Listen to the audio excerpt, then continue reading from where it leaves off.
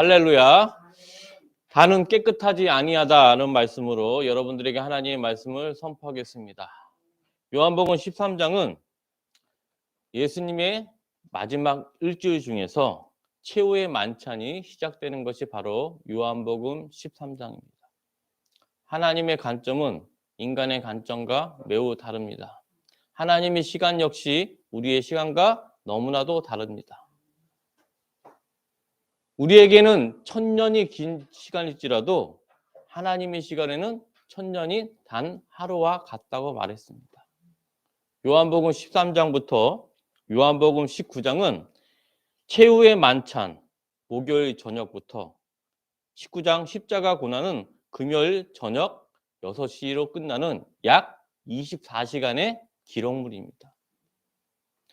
요한복음 13장부터 요한복음 19장까지 시간을 그리면 약 24시간에 불과하는데 무려 요한복음은 24시간에 해당하는 하루를 무려 7장에 걸쳐 적고 있습니다. 출애굽기 1장에 보면 제가 여러 번 말씀했지만 이스라엘 사람들이 400년 동안 노예 생활을 했던 그 시간을 단 한 줄로 가리켜서 여호와를 알지 못하는 새 왕이 나타났다. 말로 무려 400년간의 시간을 한 구절로 압축하고 있습니다. 400년을 한 구절로 압축하는 것이 하나님의 시간인데 무려 목요일 저녁부터 금요일 저녁까지 발생한 하루 동안의 이야기를 요한복음은 무려 7장에 걸쳐 적혀 있습니다. 요한복음 전체가 21장입니다.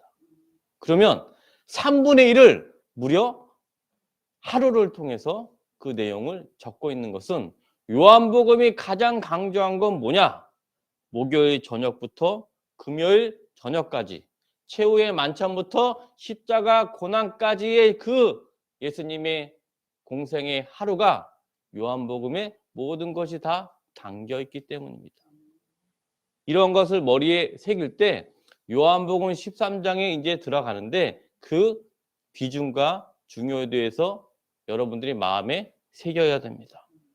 우리 한번 보겠습니다. 요한복음 13장 1절 그런 의미에서 요한복음 13장 1절을 찬찬히 읽어보겠습니다. 시작. 유월절 전에 예수께서 자기가 세상을 떠나 아버지께로 돌아가실 때가 이른 줄 아시고 세상에 있는 자기 사람들을 사랑하시되 끝까지 사랑하시니라. 요한복음 13장 1절에 시작하는 말이 무엇이냐? 바로 유월절 전, 정확히 말하면 유월절 전날, 목요일입니다. 유월절엔 무슨 날이냐? 바로 양을 잡는 날입니다.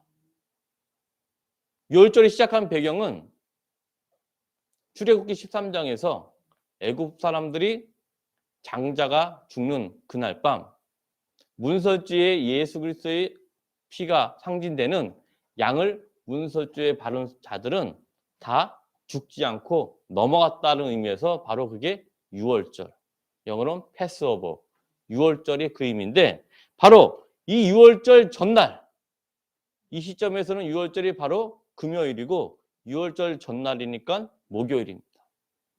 그것도 목요일 저녁에 예수님이 이제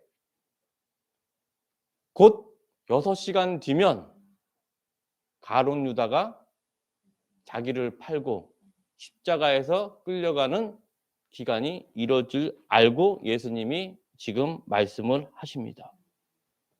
유월절 전에 아버지께로 돌아가실 때가 예수님이 안주하시고 사람의 삶에 있어서 가장 중요한 것은 무엇입니까? 바로 마지막 말입니다. 여러분들이 이제 세상을 살고 때가 되면 하나님이 부르실 때 여러분들은 직감하실 것입니다. 그때 여러분들이 단 한마디의 유언을 할 수가 있다면 그 단 한마디에 지금까지 살아온 모든 것을 압축해서 설명할 것입니다. 마찬가지로 이제 예수님이 공생의 마지막이 얼마 남지 않은 상황에서 예수님이 요한복음 13장 1절부터 11절까지 최후의 만찬에 들어가기 앞서서 행한 일이 바로 무엇이냐? 바로 그 유명한 수족식 행사입니다. 요한복음 13장 1절에서 11절까지 예수님이 친히 제자들의 발을 닦는 행위를 통해서 예수님이 이 땅에 오신 목적을 나타내고 있습니다. 제가 누누이 얘기하지만 성경을 알기 위해서는 가나안 지방의 언어와 문화와 역사를 알아야지 성경을 읽을 때 타임머신을 타고 마치 과거로 돌아가시 그 현장을 생생하게 느낄 수 있습니다. 가나안 지방, 팔레스타인 지역은 우리 대한민국과 달리 광야가 절반 이상인 지역입니다. 이 당시에 사람들이 신고 있던 신은 지금처럼 좋은 구두나 운동화가 아닙니다. 기본적으로 샌들을 신고 광야길을 걷게 됩니다. 샌들을 신고 광야길을 걷게 되면 발이 지저분할 수밖에 없습니다. 그렇지 않겠습니까? 지금처럼 좋은 운동화나 구두가 있으면 그 신발이 발을 보여줄 수가 있지만 샌들을 신으면 그 광야에 있는 먼지들이 발에 가득할 수밖에 없습니다. 그래서 가나안 지방에서 손님을 접대할 때 그 손님을 접대하는 방법 중에 하나가 뭐냐면 들어온 손님한테 발을 씻겨주는 것이 그들의 문화입니다. 손님이 오거나 중요한 사람이 오면 무조건 집안에 들기 전에 뭘 해야 되냐? 발을 씻어야 됩니다. 근데 발을 씻어야 되는데 발을 씻어주는 사람은 주인이 행하는 게 아니라 바로 가장 밑에 있는 종이 그 손님의 발을 씻습니다. 그럼 후족식을 해주는 사람은 집안에서 가장 낮고 음지에 있는 사람이 그 손님의 발을 씻기 때문에 예수님이 최후의 만찬의 처음 시작을 후족식으로 했다는 것은 예수님이 이 땅에 오신 이유입니다. 예수님은 이 땅에 2번 오십니다. 이미 오신 초림으로 오신 예수님이고 마지막 심판 때 올 재림 예수입니다. 지금 우리는 초림과 재림의 사이에 있습니다. 초림에 오셨을 때 예수님의 목적이 뭐냐? 우리의 발을 씻기 위해서 왔다는 걸 나타내고 있습니다. 다시 말하면 초림으로 오신 예수님은 왕의 심판자로 오신 게 아니라 종으로서 오신 그리스도가 바로 예수님이기 때문에 최후의 만찬의 핵심은 시작은 바로 후족식, 종으로 오신 메시아를 상징하고 있습니다. 이러한 개념을 알고 있어야지 요한복음 13장부터 요한복음 19장까지 예수님의 마지막 하루의 의미를 여러분들이 마음에 새길 수가 있습니다. 그런데 13장 1절 다음에 2절에 아주 중요한 단서가 있습니다. 이 수족식을 하기 전에 13장 2절 다 같이 봉독하겠습니다. 마귀가 벌써 시몬의 아들 가룟 유다의 마음에 예수를 팔려는 생각을 넣었더니 이 중요한 수족식 행사에 예수 그리스도의 초림으로 오신 목적이 담아 있는데 그와 정반대되는 사람이 등장을 합니다. 이 거룩한 종으로서 오신 메시아를 상징하는 수족식에 누가 등장하느냐? 바로 가룟 유다가 등장을 합니다.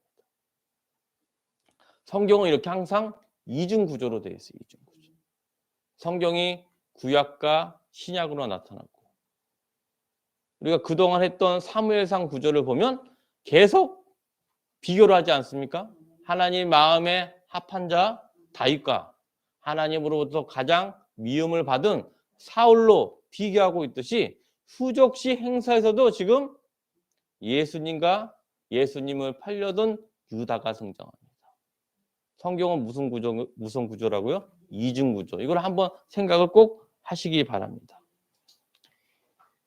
이러한 배경에서 예수님이 이러한 마지막 순간에 후족식을 해가면서 예수 그리스도가 오신 목적이 무엇이냐? 바로 종으로서 왔다. 섬기기에 왔다는 것을 강조하는데 제일 먼저 이제 대야에 물을 담고 수건을 가져다가 허리에 두르시면서 먼저 누구를 시킬까요? 첫 번째 수제자 베드로를 시키려고 합니다. 누구요? 베드로 시몬 베드로에게 발을 씻기려고 하는데 이 사람들이 깜짝 놀란 거예요. 왜? 제자들은 예수님이 이 땅에 오신 목적을 왕으로서 온 메시아를 생각한 거야. 예수님 제자뿐 아니라 이 당시에 있는 모든 유대인들은 종으로서 온 메시아를 기다린 게 아니고 왕으로서 온 메시아를 기다렸기 때문에 그 누구도 이 의미를 알지 못했어요. 왜 메시아가 발을 씻길까? 발을 씻기는 사람은 누구라고요? 그 집안에서 가장 밑에 있는 종이 있는 거예요. 그래서 베드로가 거부하는 거예요. 어떻게 왕으로서 온 메시아가 나같이 미쳐하는 사람을 발을 씻길 수 있겠습니까? 그 베드로가 겁이 나서 거부를 합니다. 근데 예수님 뭐라 그러죠? 예수님이 대답하시기를 내가 너를 씻어주지 않으면 내가 너와 상관이 없다. 내가 이 너의 발을 씻지 않으면 베드로와 나와 아무 상관이 없다고 말씀하십니다. 그런데 베드로는 양극단에 있는 사람이에요. 뭐 아니면 도. 처음에 그렇게 하지 마시옵소서 예수님을 저항했던 베드로가 말이 끝나자마자 뭐라 그러냐? 13장 9절 시작. 시몬 베드로가 이르되 주여 내 발뿐 아니라 손과 머리도 씻어 주옵소서. 이 베드로는 양날의 검이에요. 뜨거우려면 확실히 뜨겁던가 아예 관심이 없으면 쳐다보지 않는데 그렇게 예수님의 은혜를 그렇게 부인하고 완강하게 거부하던 베드로가 정반대로 뭐라 그러냐? 내 발뿐만 아니라 손과 머리도 씻어주옵소서라고 정반대의 행동을 합니다. 그리고 13장 10절 이 말씀이 중요합니다. 다 같이 읽겠습니다. 시작. 예수께서 이르시되 이미 목욕한 자는 발밖에 씻을 필요가 없느니라. 온몸이 깨끗하니 너희가 깨끗하나 다는 아니라. 이 요한복음 13장 1절에서 11절의 수족식이 전체 크기를 보면 종으로서 오신 초림 예수를 상징하고 또 그 부분적으로 보면 핵심 요소가 뭐냐면 이미 목욕한 자는 발밖에 씻을 필요가 없느니라 라는 의미입니다. 이 수족식이라는 행사를 통해서 예수님이 복음의 비밀을 제자들에게 알려줍니다. 예수님이 뭐라 그러냐? 이미 목욕한 자는 발밖에 씻을 필요가 없다. 이 목욕이 상징하는 건 뭐냐? 바로 세례를 상징합니다. 한 번 세례를 받은 사람은 단 한 번의 세례로 말미암아 거듭 태어났고 구원을 받기 때문에 이래로써 단회적으로 모든 게 다 죄의 씻음을 받게 된다는 의미입니다. 출애굽기 14장에서 이스라엘 백성들이 홍해 바다를 건너게 될 때 단순히 홍해 바다를 건넌다는 게 아니라 홍해 바다를 걷게 됨으로써 그 안에 뭘 받았죠? 세례를 받았습니다. 세례. 하나님의 자녀가 되기 위해서는 반드시 홍해 사건 경험을 해야 됩니다. 또 여호수아에 보면 제2세대 사람들은 가나안 땅으로 들어가기 직전에 2세대 광야 이스라엘인들은 홍해 사건을 경험하지 못했습니다. 하나님의 자녀가 되기 위해서는 반드시 홍해 사건, 세례를 경험해야 되는데 세례를 경험하지 못하니까 하나님이 두 번째 세례를 시행합니다. 그게 뭐냐? 바로 요단강을 건너는 거예요. 하나님의 자녀가 되기 위해서는 반드시 세례를 받아요. 영적인 세례를 말하는 거예요. 영적인 세례, 홍해 사건이나 요단강을 건널 때 하나님의 자녀가 됐고 거듭났다는 걸 표현하고 있습니다. 그런데 예수님은 목욕한 자는, 세례받은 자는 뭐라고요? 발밖에 씻을 필요가 없느니라. 이 발밖에 씻을 필요가 없다는 건 뭐냐? 회개를 상징합니다.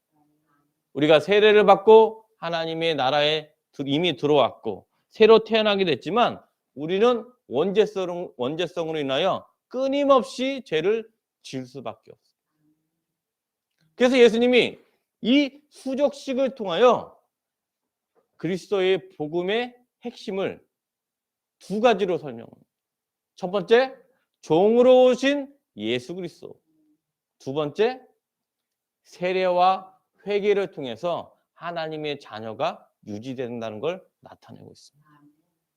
예수님은 설명할 때 제자들이 잘 이해하는 그들만의 문화로 설명을 하십니다. 왜? 제자들은 전문 용어를 잘 아는 유식한 사람이 아니에요. 제자들 중에 12명의 제자들 중에 가룟 유다만 그나마 지식인이고 나머지 11명은 갈릴리 지방의 가장 밑바닥에 있던 사람들입니다. 그래서 신학을 할 때 어려운 말, 전문 용어로 설명하면 청중들이 이해할 수가 없어요. 예수님은 복음을 설명할 때 제자들이 익숙한, 대중들이 익숙한 문화와 지리를 통해서 복음을 설명하고 있습니다. 이 수족식을 향해서 복음을 설명한 게 뭐라고요? 초림, 종으로 오신 메시아. 그리고 세례와 회개를 통해서 하나님의 자녀가 되는 과정을 이 짧은 수족식 행사를 통해서 제자들에게 말해주고 있습니다. 물론 이때 제자들은 오순절 성령 강림 전이기 때문에 그 의미를 훗날 세례를 영적인 세례뿐만 아니라 성령 세례를 받았을 때 깨닫게 되었습니다. 그러나 여기서 끝나는 게 아니고 세 번째, 이 수족식에서 아주 중요한 세 번째 부분이 있습니다. 13장 10절에 보면 너희는 깨끗하나 다는 아니라. 13장 11절에 또 강조합니다. 그러므로 다는 깨끗하지 아니하다. 이게 수족식의 중요한 세 번째 부분입니다. 첫 번째는 종으로서 오신 그리스도. 두 번째는 하나님의 자녀가 되는 중생과 회개. 세 번째는 그럼에도 불구하고 이 공동체 안에 알곡과 쭉정이가 있다는 것입니다. 뭐가 있다고요? 알곡과 쭉정이, 양과 염소가 있습니다. 이 수족식, 그리스도의 모든 것을 압축한 이 수족식 행사에 양만 있는 게 아니라 염소가 있다는 게 바로 우리에게 큰 깨달음을 주고 있습니다. 바로 가룟 유다입니다. 가룟 유다는 13장 2절에 보면 마귀가 유다의 마음에 예수를 팔려는 생각을 넣었더니 하나님의 자녀가 아니라 마귀의 자녀가 바로 가룟 유다입니다. 그런데 여러분 그걸 아십니까? 요한복음이 쓰일 때는 AD 90년경에 쓰여졌습니다. 몇 년이요? AD 90년경. 이건 발생한 시점은 언제냐? AD 30년경에 발생한 거예요. AD 30년경에 예수님이 십자가에 돌아가셨기 때문에 그로부터 몇 년이 흘렀죠? 60년이 흘러서 AD 90년에 사도 요한이 이 글을 적고 있습니다. 제가 서두에 말했을 때 예수님이 복음을 설명할 때 제자들이 알고 있는 문화와 지리와 시대적 상황에 대해서 설명했듯이 사도 요한이 이로부터 무려 60년이 지난 후에 AD 90년경의 요한복음을 쓸 때는 마찬가지 이 요한복음의 서신서를 받는 독자에 대한 메시지가 있습니다. AD 90년경에 있던 시대적 상황이 있었습니다. 뭐냐? 바로 그 당시 초대교회 안에 가장 큰 이단, 영지주의 세력이 교회 안에 있었습니다. 똑같이 예배를 드리고 예수 그리스도를 전하고 복음을 전하는데 같은 듯 하면서도 영지주의는 우리 기독교인과 너무나 다릅니다. 알곡과 죽종이, 양과 염소가 사도 요한이 살아있던 AD 90년경에 누구냐? 바로 영지주의자들이 있었기 때문에 이 자들에 대한 간접적 비유법이 이 안에 포함이 되어 있습니다. AD 90년경에 초대 기독교인들은 외부적인 로마의 위협과 유대교의 위협이 있었지만 가장 더 심각한 위협은 내부적으로 영지주의자 이단들이 가장 충격적이었습니다. 왜?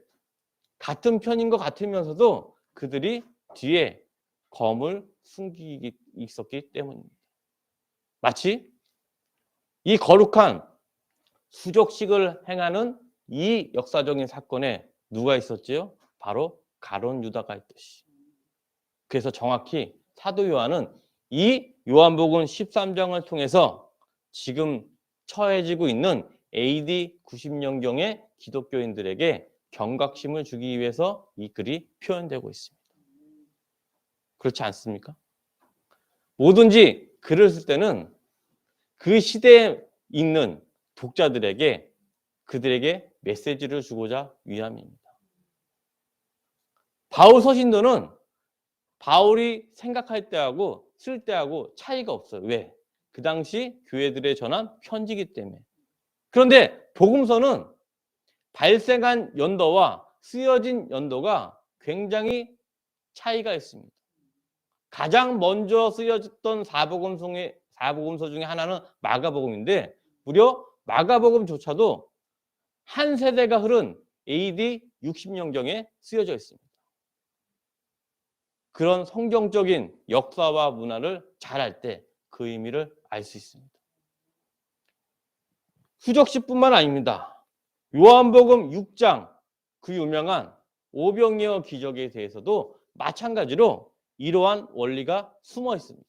한번 보겠습니다. 그러한 그 시대에 위협이 되던 영지주의자에 대한 향한 메시지가 숨어 있는 게 어떻느냐? 바로 요한복음 6장 64절부터 71절 말씀입니다.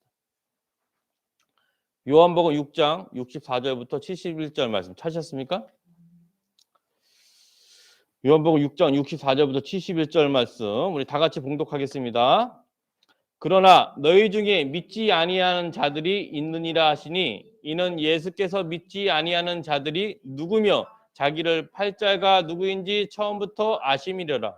또 이르시되 그러므로 전에 너희에게 말하기를 내 아버지께서 오게 하여 주지 아니하시면 누구든지 내게 올 수 없다 하였노라 하시니라. 그때부터 그의 제자 중에서 많은 사람이 떠나가고 다시 그와 함께 다니지 아니하더라. 예수께서 12 제자에게 이르시되 너희도 가려느냐? 시몬 베드로가 대답하여 주여 영생의 말씀이 주께 있사오니 우리가 누구에게로 가오리까? 우리가 주는 하나님의 거룩하신 자인 줄 믿고 알았사옵나이다. 예수께서 대답하시되 내가 너희 12를 택하지 아니하였느냐? 그러나 너희 중 한 사람은 마귀니라 하시니 이 말씀은 가롯 시몬의 아들 유다를 가리키심이라. 그는 12 중에 하나로 예수를 팔 자로라. 아멘. 요한복음 6장 그 유명한 오병이어 기적이 발생한 구절입니다. 오병이어 기적을 통해서 많은 예루살렘 전체의 모든 사람들이 예수님을 만나기 위해서 구름대같이 몰려들었습니다. 그런데 예수님이 이때 폭탄 발언합니다.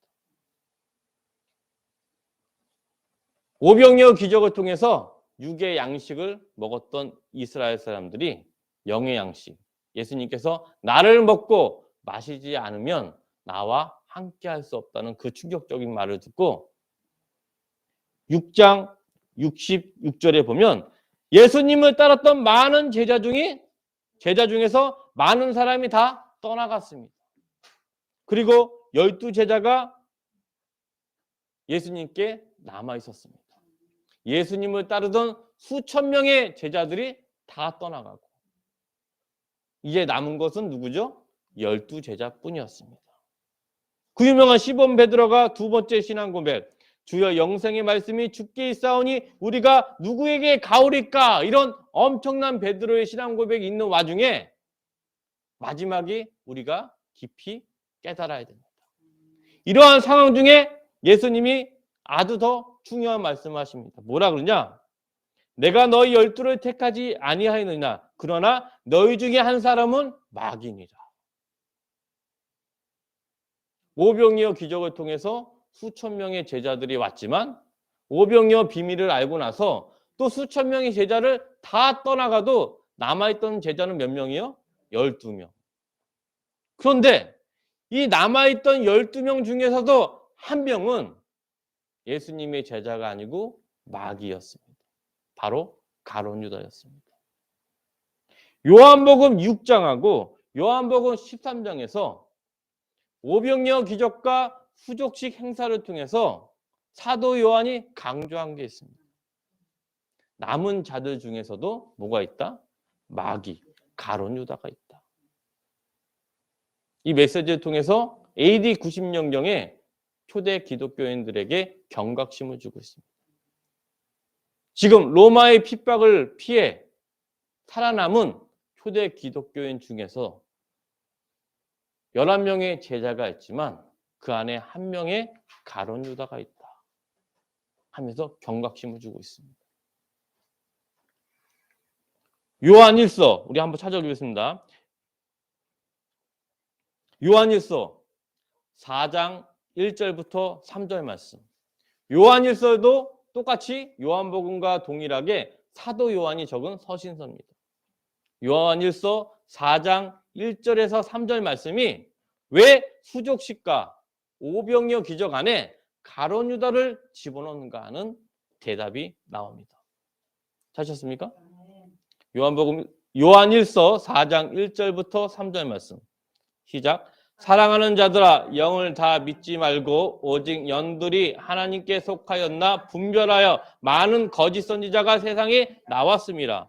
이로써 너희가 하나님의 영을 알지니 곧 예수 그리스도께서 육체로 오신 것을 시인하는 영마다 하나님께 속한 것이요 예수를 시인하지 아니하는 영마다 하나님께 속한 것이 아니니 이것이 곧 적그리스도의 영이니라.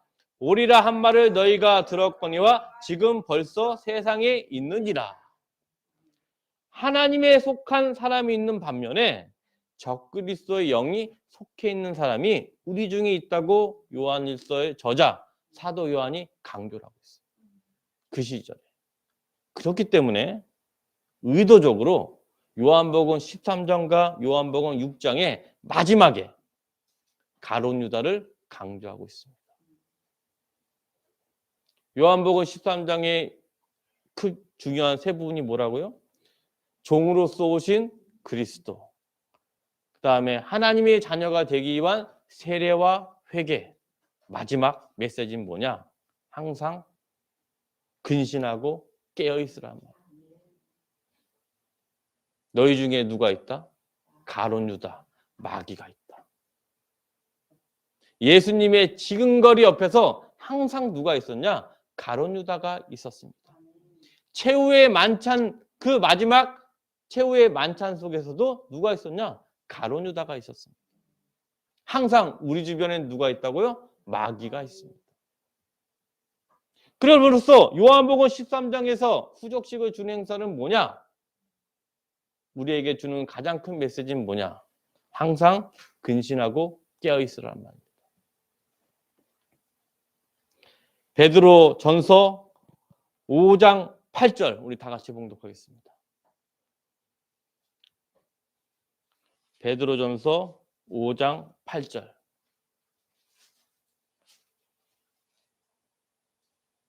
찾으셨습니까? 시작. 근신하라 깨어라 너희 대적 마귀가 우는 사자같이 두루다니며 성킬 자를 샀나니. 베드로 사도가 강조한 건 뭐냐? 항상 근신하라 깨어라 대적 마귀가 우는 사자같이 두루다니며 삼킬 자를 찾나니. 누가 그랬다고요? 베드로. 여러분, 베드로가 이 말을 했다는 게 굉장히 중요한 거예요.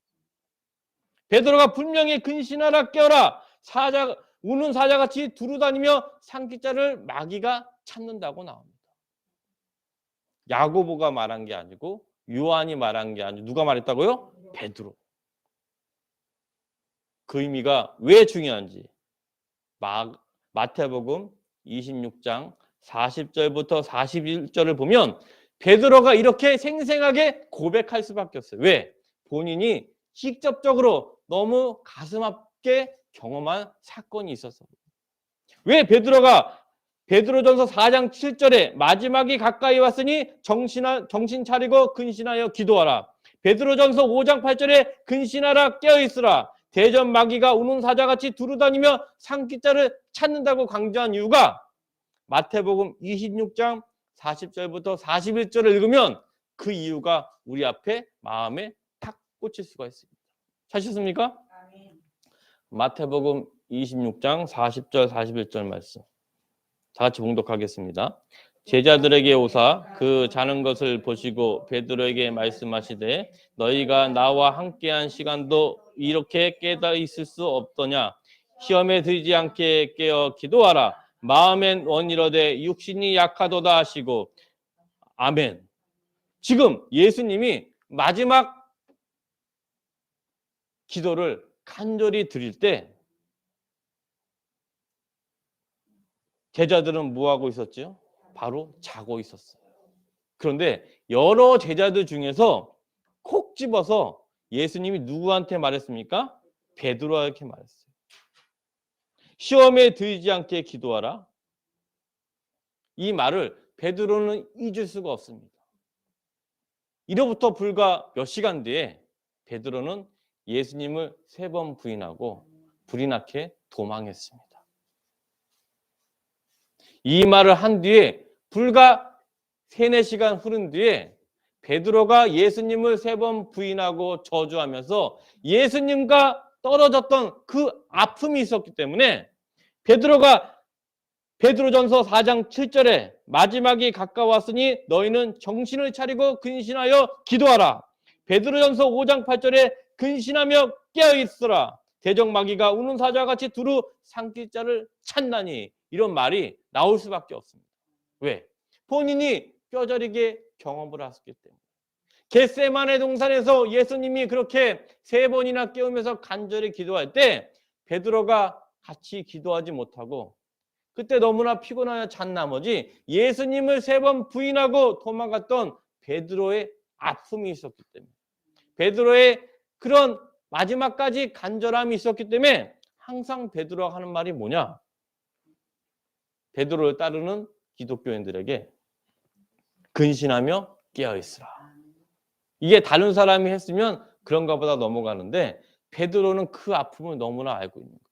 내가 그때 근신하고 깨어있었으면 내가 3번 부인하지 않고 예수님을 저주하지 않고 영광의 부활을 맞았을 텐데.